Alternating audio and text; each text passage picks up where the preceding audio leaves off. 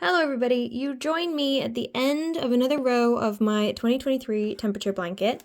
If you've read my email, you know that I had to take all of this out over the weekend because I realized that I had way too many stitches, really uneven numbers of stitches at each row, and I figured out why, and I thought I should tell you as well. And this is the best time to get it wrong because we only have about hopefully 8 rows to take out. Hopefully you have a few less if you're behind. This is why sometimes it's good to get behind. So here I am finishing off my row. This is day 8. So I'm doing my second to last stitch, and now this is going to be my last stitch. Now the way I know that is because if I look along the top, this is the last stitch that looks like a normal stitch. So that's my last full V.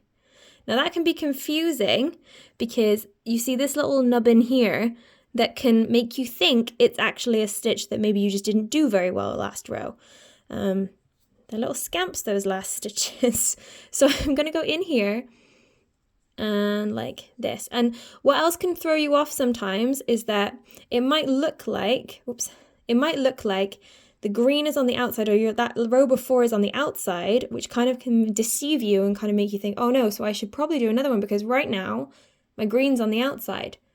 It's not, it's fine, because again, you're looking for the last kind of true V. So the other way, if you're not really entirely sure what the V's look like just yet, because you're still quite new, and that's absolutely fine. There's your V's just for examples. The other really good way, an easy way to keep track of your stitches is to track them. So I have a stitch marker in now every 20 stitches. So when you get to this last row, what you would do is you would count along here. So this is number 20, so this is number 1. So I would count along here, 1, 2, 3, blah, blah, blah, blah, blah. I know there's 20 here because I can see my last V, but if I was to get to 21, I would know that I had too many stitches. So your goal is, and if you aren't sure if you've got the right number of stitches and you have to go through and do this big reflective process of taking them all out and working back each row and figuring out where you went wrong, like I say, now is such a good time to do it because you've probably improved that getting back to this point will be a lot quicker. And also, you'll have learned a lesson for your entire life, as I have done, which is to don't forget to count your stitches and apply a stitch marker. I've done every 20. You could do every 10. You could do every 30 if you want. I wouldn't. I reckon 20 is probably the maximum because just for accounting purposes, like if somebody talks to you, if you have a house of other people in it, they might talk to you while you're trying to count, and that can quickly make enemies in a happy home. In terms of my stitch markers, I have these little ones that came with my little crochet kit that my mum got me for Christmas, but they're essentially safety pins. They're just nicer safety pins.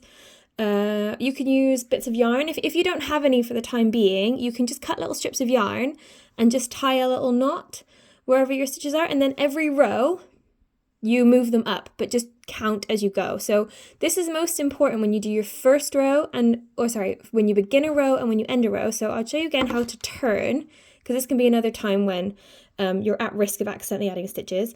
So I do my turning chain, ta-da, and then away I go. So I'll start my row. So I'm going in here.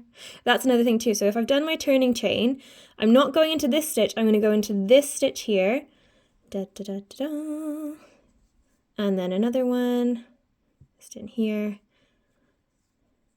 And I'll show you how deceiving it can look as something to keep in mind when you get to the other end. So you can see now that everything is fine, but I've got my last, if I just pivot this, hopefully you can see that. I've got my last true V here, and then I have my little nubbin. So V, nubbin.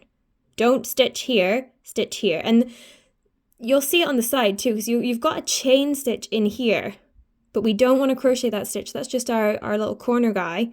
This is the first one that you do. And then the best way to check that, do all your stitches, hit a stitch marker, come back, count to 20, and actually it's quite confusing, but because you start from this side and you get to 20, if this is stitch 20 before, this will be 20 the next time because of just how you're counting.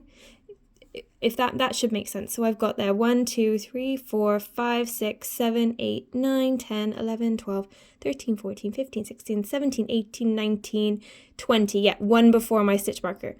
That reason being, going the other way, this stitch was 20 and this stitch was 1. But now this stitch is 20 and this stitch is 1. I hope that made sense. Okay.